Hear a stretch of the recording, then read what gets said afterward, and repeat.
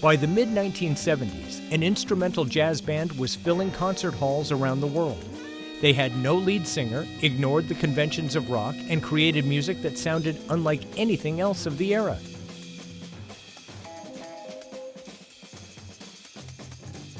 At the center of it all were two former Miles Davis collaborators, Joe Zawinul and Wayne Shorter. Together, they weren't simply trying to blend jazz and rock. They wanted to create a new musical language, one that could unite funk, world music, electronics, and improvisation. The result was Weather Report.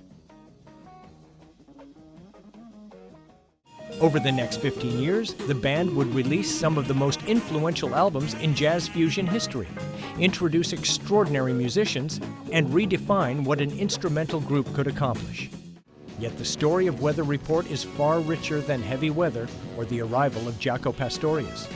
To understand why the band's music still resonates today, we have to go back to the moment when two musicians decided to challenge nearly everything audiences expected from jazz. Before we continue, subscribe now, like this video, comment, and share. When the 1970s arrived, jazz found itself at a crossroads. Rock bands were filling arenas. Funk had become a powerful force in popular music. Even Miles Davis had begun experimenting with electric instruments, opening the door to a new musical landscape. Among the musicians helping shape that movement were Austrian keyboardist Joe Zawinul and saxophonist Wayne Shorter. Both had earned worldwide respect through their work with Miles Davis, but they shared a feeling that there was still another direction left unexplored. Rather than forming another traditional jazz ensemble, they imagined a group where composition, improvisation, rhythm, and atmosphere carried equal importance. Solos would no longer be the entire focus. Every musician would contribute to a constantly evolving musical conversation. It was an ambitious vision, one that few listeners had experienced before. That vision became Weather Report. Weather Report officially came together in 1970 with an extraordinary lineup. Alongside Joe Zawinul and Wayne Shorter were Czech bassist Miroslav Vitouš, drummer Alphonso Johnson, and Brazilian percussionists Airto Moreira and Domum Romão. Each musician brought influences from different parts of the world, giving the group an unusually broad musical vocabulary from the very beginning. Their debut album, Weather Report, released in 1971, surprised both critics and audiences.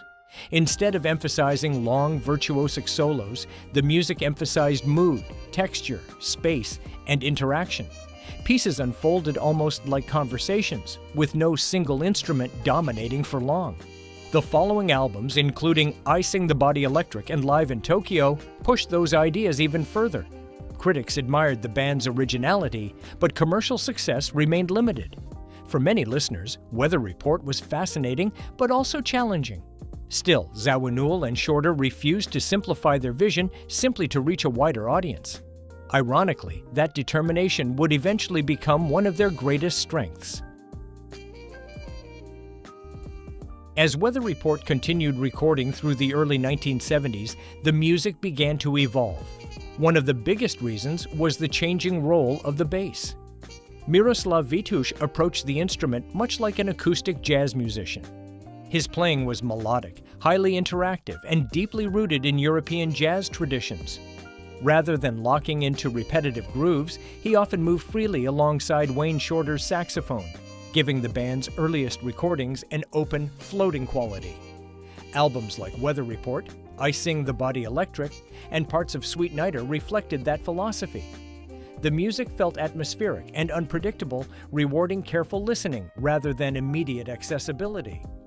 As Joe Zawinul's writing gradually shifted towards stronger rhythmic foundations, creative differences began to emerge. Zawinul envisioned music built around memorable grooves and tighter arrangements, while Vitouš remained drawn to greater improvisational freedom. The disagreement wasn't personal. It reflected two different ideas about where Weather Report should go. By 1973, Vitouš had left the group. His replacement, Alphonso Johnson, brought a noticeably different approach. Johnson combined jazz sophistication with the pocket and precision of funk and R&B. His electric bass lines gave albums like Mysterious Traveler, Tail Spinnin', and much of Black Market a stronger rhythmic foundation without sacrificing musical complexity. That subtle shift proved to be a turning point. Weather Report was becoming more groove-oriented, more accessible, and increasingly confident in its own identity. And although the band had finally found a clearer musical direction, an even bigger transformation was just around the corner.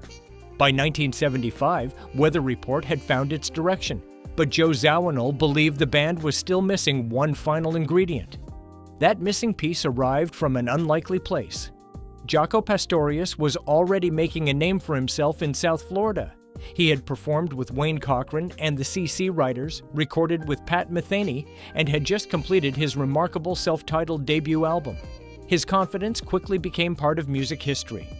According to Joe Zawinul, Jaco introduced himself by saying, "I'm John Francis Pastorius III, and I'm the greatest bass player in the world." It sounded outrageous. Then Zawinul heard him play. Almost immediately, he realized he wasn't listening to an ordinary bassist. Jaco joined Weather Report during the sessions for Black Market in 1976. Although Alphonso Johnson had recorded much of the album before leaving, Jaco appears on the title track and the original version of Cannonball. It was only a glimpse of what was about to happen. When Weather Report entered the studio to record Heavy Weather in 1977, the chemistry between Joe Zawinul, Wayne Shorter, Jaco Pastorius, Alex Acuna, and Manolo Badrena had reached an extraordinary level. The album perfectly balanced sophisticated composition with infectious grooves. It became the band's best-selling record and introduced countless listeners to jazz fusion. Its opening track, Birdland, quickly became one of the defining compositions of the decade. Inspired by New York's legendary Birdland Jazz Club, Joe Zawinul wrote a melody that was elegant, memorable, and surprisingly accessible. The composition later became an international hit when the Manhattan Transfer recorded a vocal version that won Grammy Awards. Then came Teen Town. Unlike almost every popular recording of its time, the bass carried the principal melody while the keyboards and drums supported it. Jaco wasn't simply accompanying the music, he was leading it. His combination of harmonics, fretless expression, intricate rhythms, and remarkable phrasing expanded what musicians believed an electric bass could accomplish. For bass players around the world, Teen Town became essential study material. For Weather Report, it became proof that commercial success and artistic ambition could exist together. One of the most remarkable aspects of Weather Report is that its evolution can almost be traced through its bass players. Each brought a completely different musical personality, and each reshaped the band's sound in meaningful ways. Miroslav Vitouš established the original foundation. His lyrical approach, influenced by European jazz and classical music, gave the earliest albums a spacious, conversational quality. Rather than driving the music with repetitive grooves, he interacted constantly with Wayne Shorter's saxophone and Joe Zawinul's keyboards, making the rhythm section feel almost orchestral. When Alphonso Johnson arrived, the center of gravity shifted. His playing introduced deeper funk influences without sacrificing sophistication. Johnson possessed exceptional timing and remarkable taste, creating bass lines that grounded the music while allowing Zawinul's increasingly rhythmic compositions to flourish. Albums like Mysterious Traveler and Tail Spinnin' reveal a bassist who understood exactly when to support the ensemble and when to add melodic color. Jaco Pastorius transformed the role of the instrument altogether. Instead of treating the bass primarily as rhythmic support, he made it an equal melodic voice. Harmonics, chords, singing fretless lines, and fearless improvisation became part of Weather Report's vocabulary. His stage presence also changed the band's live performances, bringing a level of excitement that audiences had rarely associated with a bassist. After Jaco's departure, Victor Bailey faced one of the most difficult positions in modern music. Rather than imitating his predecessor, Bailey chose a different path. His clean technique, precise groove, and contemporary sound fit naturally into Weather Report's final years. Albums such as Procession, Domino Theory, and Sport and Life reflected a band adapting to the changing musical landscape of the 1980s while preserving its unmistakable identity. Few bands in history have evolved so dramatically without losing their artistic voice. Weather Report managed exactly that because every lineup change introduced a new perspective rather than a replacement. And while the bass chair often drew attention, the creative partnership between Joe Zawinul and Wayne Shorter remained the constant force that guided every chapter of the band's remarkable journey. One reason Weather Report remained so original was the way the band created music. Joe Zawinul rarely arrived with fully completed arrangements. Instead, he brought sketches, melodies, rhythmic ideas, or keyboard parts, and allowed the compositions to grow through rehearsal and performance. Wayne Shorter approached music differently. His compositions often left space for interpretation, giving every musician room to shape the final result. That creative tension became one of the band's greatest strengths. There were tensions as well.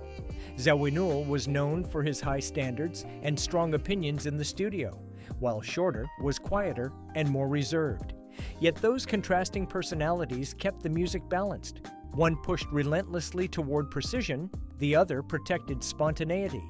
Even Birdland has a story that reaches beyond the recording studio. Zawinul wrote it as a tribute to the legendary New York Jazz Club, where he had watched many of his musical heroes perform. Rather than looking back with nostalgia, he captured the excitement and optimism of an era when jazz was constantly reinventing itself. Weather Report also became a destination for exceptional musicians. Peter Erskine, Alex Acuna, Omar Hakim, Chester Thompson, Manolo Badrena, Jose Rossi, and many others contributed to the band's constantly evolving sound. Few groups assembled such a remarkable collection of talent over so many years. By the early 1980s, Weather Report had become one of the most respected instrumental bands in the world. But success also brought new challenges.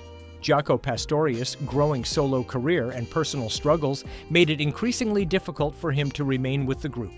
After the Night Passage tour, he departed, closing one of the most celebrated chapters in the band's history. Replacing a musician of Jaco's stature seemed almost impossible. Victor Bailey never attempted to copy him. Instead, he brought his own musical identity, clean articulation, impeccable timing, and a modern groove that reflected the changing sound of the 1980s. Albums such as Procession, Domino Theory, and Sport and Life demonstrated that Weather Report was still evolving. The music embraced new technology, more contemporary production, and fresh rhythmic ideas without abandoning the band's commitment to musical exploration. By 1986, after 16 years of constant innovation, Joe Zawinul and Wayne Shorter decided it was time to move forward with new projects. Rather than allowing the band to become a nostalgic version of itself, they chose to end the journey while its artistic reputation remained intact. Weather Report's influence reaches far beyond jazz fusion. Artists in jazz, funk, progressive rock, R&B, gospel, and contemporary instrumental music continue to study the band's recordings, not simply for their technical brilliance, but for the way they balanced composition, improvisation, rhythm, and atmosphere. Their impact is especially evident among bass players. Miroslav Vitouš demonstrated that the bass could function as an equal conversational voice. Alphonso Johnson showed how sophisticated grooves could transform an ensemble. Jaco Pastorius reimagined the instrument as both a melodic and harmonic force. Victor Bailey proved that honoring a legacy sometimes means moving forward instead of looking back. Collectively, they tell the story of how one band could reinvent itself without losing its identity. Today, Weather Report's music is taught in conservatories, analyzed in university programs, celebrated by bass communities, and rediscovered by new generations through streaming platforms and archival live recordings. Albums like Mysterious Traveler, Black Market, Heavy Weather, and Night Passage remain essential listening for anyone seeking to understand the evolution of modern music. Many great bands leave behind memorable songs. Weather Report left behind new possibilities.